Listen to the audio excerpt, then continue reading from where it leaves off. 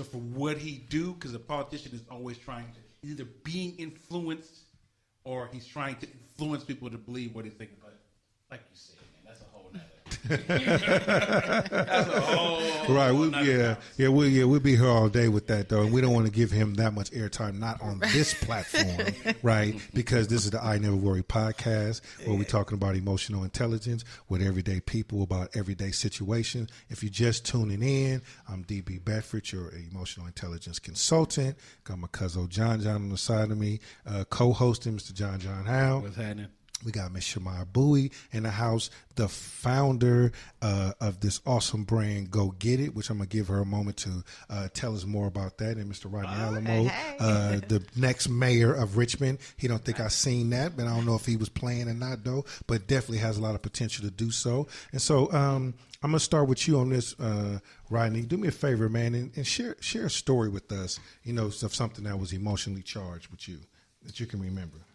I would say, as of recent, I do a lot of community service work in the city of Richmond, California, and we also do some work with the Bay Area Cali Classic, which is an all-star football game that was played recently, December 23rd at Laney College. And one of the individuals who's a part of that event happened to tell somebody, well, Alamo's name is not going in the program because he's not, quote-unquote, a coach. And that is absolutely true. I'm not a coach. I'm a mentor, per se, of these individuals who were participating, not only just the ones in Richmond, but Oakland and everywhere else, as I lend my volunteer skills to serve in that capacity. And so one of the coaches had told me about it. And I laughed. I thought it was funny that she would say that. And here I am, at the practices in the freezing rain last year, caught pneumonia out there with our children. Making sure that they're in the right stature, per se. So at first I thought to myself, like, wow, that's pretty cruel for her to say something like that. And then instantly I said, nah, don't trip. Mm-hmm. Don't say nothing. Just let it pan out and be what it is. And so at the end of the day, although I want to approach her and speak to her, but when the time permits itself, I would do as such. But at that present moment, I didn't think it was the ideal time to approach the simplistic issue at all. Well, how did you feel about it, though? Even though you didn't react, but what was the true feelings behind it? My true feelings was like, oh, you got to be joking me, man. Here I am out for the count for 6 days and couldn't go to work or anything like that. And for her to say that about me, and then I said to myself, well, there's nothing wrong with you. Right. There's something wrong with that individual based on where that person is at. So she could have been having a bad day that day. I don't know. Right. But I didn't want to compound it with anything unnecessary. So why do you think she was coming like that? So if we take time, because, the other part of EI is social awareness. We talked about it. Mm-hmm. Having empathies for others, looking at the other perspective. So if being the sharp guy that you are, when you look at where she might have been coming from, what do you think was charging her to make her even say something like that about it? Well, there's two things that entered my mind. One was jealousy. Okay. And the other was the unknown of what my active role is within that particular entity. Because, again, I don't necessarily do the title thing when I'm out there with the kids. And to be a coach, I could be a life coach or whatever you want to call it. Right. And whatever reason that she didn't want my name to go on the roster was cool with me. I mean, it really didn't bother me, none like that. So it could have been numerous things that could have had her underneath that banter or that. I don't know. So if you had overreacted or responded negatively, who would have been impacted in that, out besides yourself and her? What other impact could have been? Because it's important for our audience to know, right, the reason why we're dissecting play by play, because these things happen in a moment's notice. Yeah. Right. So we're trying to flesh out to make sure people understand the importance of it. And because EI, it's a very simple but practical tool, which is why most people overlooked it until they find themselves in a situation where they're trying to do some damage control. Then all of a sudden it makes sense. So, for the sake of this exercise, who else would have been impacted if you had not responded the way that you did? Well, those 90 other children that were out there participating in the event, as well as the other coaches, quote unquote. And in the day of social media nowadays, when somebody can easily go what's that, Facebook Live and all this other Yeah, mechanics that for they sure. have to address that issue. So I have to look at the residual effects of how that would have compounded in dealing with me, as you eloquently stated earlier, as me potentially as a candidate for the mayor of Richmond. Yeah, that sir. could have some everlasting effects later on down the line. And again, I don't want to end up like the Mango Mussolini, man. Yeah, for sure, for sure. So what strategy do you use, right, to be conscious in that moment? Being a male, African American male, right, growing up in Richmond, right, so many reasons we can give ourselves not to be EI. What strategy do you use to keep yourself in that space? Well, thanks to this gentleman by the name of D.B. Bedford, I happened to purchase his book, and I resort to the book all the time. And That's an teaching. expensive plug, not a cheap plug. I'll bill you later, brother. But no, the mechanics that I've used has equipped me to understand situations that could, of course, boil over into something other than what it is. You stated some ramifications of where I've come from, who I am in stature, and things of that magnitude. So I'm always constantly thinking about those things, having children, of course, and my offsprings, and how that would affect them eventually down the road. So I'm always cognitive of things that could sort of happen, not just to me, but against me. Yes, sir. That's dope. Yeah. That's super dope. Thank you, sir. That's mine. Hey. Yeah, tell you got any short stories for us? You want to tell us about EI? Anytime your emotions got the best of you, you see them get the best of somebody else. Right. Why do you buy into this platform? You know, why you fool with me on this platform? What is it about this concept? I fool with you because I believe in your platform. I believe that this platform it needs to be nationwide, because there's a lot of people that are not understanding how they respond can really affect the outcome. My short story is, I mean, every day I have a short story, rather than somebody cutting me off in traffic, someone not feeding me my services right, or my son, teenage son, almost 20-year-old, acting up. But I guess my story would be, I work as a carpenter. So I work in a male-dominated field, and I'm always eager to learn. I don't want to just be stuck in just one area. So, hey, I teamed up to two other guys, say, yo, can you show me how to, lift these walls up? I lift the walls up. My foreman come over. He's like, what are you doing? Yelling and acting all belligerent and things like that. He says, no, I want you to do this. So I had to stay calm and remember, okay, don't take this personal. He's cussing you out right now. And I had to remember how I was going to respond to this was going to play a huge factor on everything. Right. So it's one of those things that, as much as I wanted to learn a new skill within my own trade, I felt like, okay, I'm being stuck right here. So if I'm going to be stuck right here, then let me respond accordingly and figure out a different way to learn that skill within my trade. Man. Cuzzo, you want to weigh in on that? No? I agree.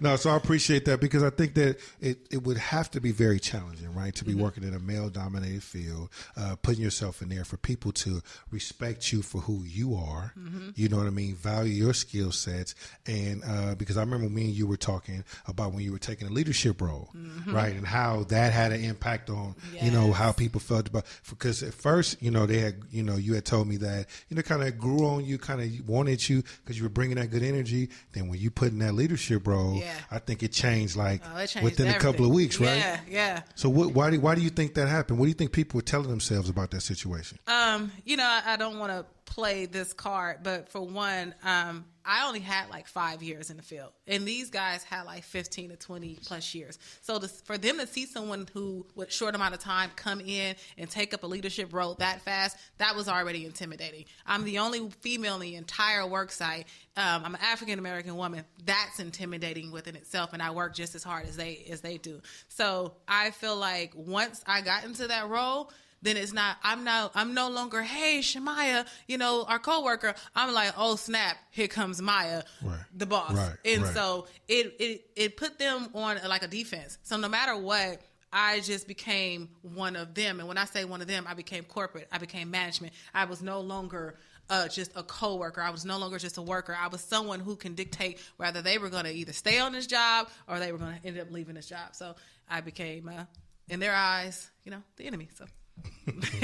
Because I'm trying to advance myself. So yeah. Exactly. And which happens all the time, though, in corporate settings, right? People come up, you promote, and you're good when your colleagues, when your coworkers, but the minute you go to that next level, right? Not only at work, right? And our businesses that we're building, where we're all trying to build a brand, it's cool when people can touch you. Absolutely. But when they start feeling like they can't reach you, they can't touch you, they see more people loving you and following you, people start telling themselves this narrative in their head. And you hear it all the time, right? People will act like you've done something to them, right? Or act like all of a sudden you're not paying no attention, or you shade them, but they're trying to find, because they don't know what else to do. But You changed. Yeah, for sure. Like you've come this far to stay the same, right? We've heard that saying before, but what it really is a reflection of themselves. Yeah. Right? Because looking at you make them look at themselves, and it's like, well, wow. Why is my thing not working? Why am I still on fries?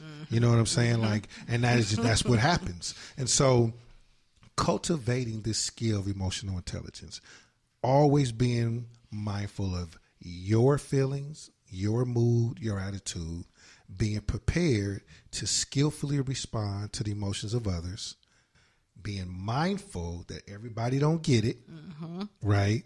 So the older I get, the more passes I tend to give these days, right? Because I let people get away with stuff that, there was a time in my life that just would not fly, And so, and I think the hard part is, feeling like you're not being taken advantage of.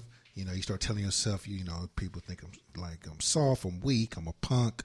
And if I start that narrative, then I'm going to increase my chance of responding negatively.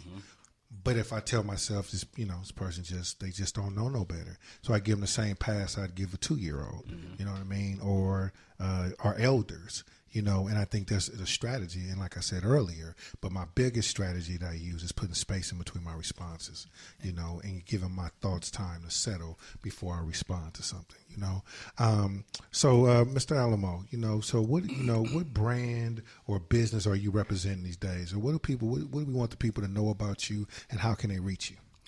Wonderful. I'm what we call working in the field with children. So I have a mentoring program, Peacemakers Incorporated, and I go inside the schools. I work in a school called Caliber Beta Academy in Richmond, California. Okay. So I deal with what we call Tier 3 students, and those are, quote unquote, the worst kids in the school. Okay. I don't see them as being the worst kids in the school.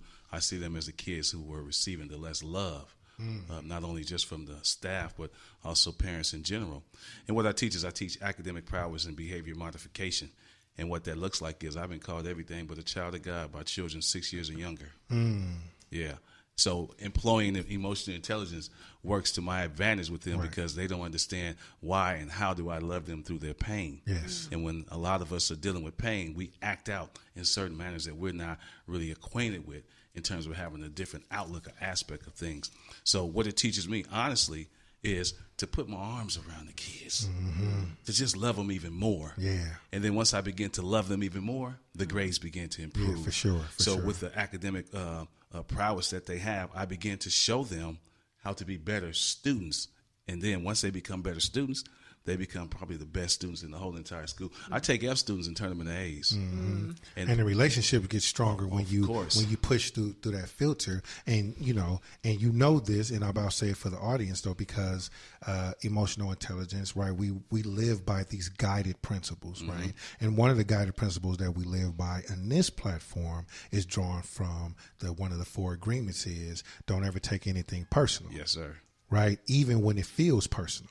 So what you are telling me is that even though you're cussing me out, you're calling me everything but a child of God, you 6, 7, 8 years old, I want to spank you a little behind, right? I might want to shake you up and turn you upside down, but I'm not going to take it personal because I know you're operating from a space of pain. Yeah. You just don't know no better, so you push through that. How powerful is that, right? And then when you think about not taking things personally, how hard is that? Right, not to take things personal, when that parking spot get taken from you, you know what I'm saying? Or, somebody that you trust and you love betrays you, right? Very easy to take that personal, but if we take a deeper look, we usually come to this conclusion later that it really wasn't you, it was them. Oh, of course. Right? Because we look at all the other areas of their life and they're kind of inconsistent there. So when you start viewing everything that's happening, you're getting bad customer service. It's not you, right? It's the person. They haven't grown to the space of EI yet. So a reason why we create this platform, because I'm trying to make sure that people start to see that it's not just me.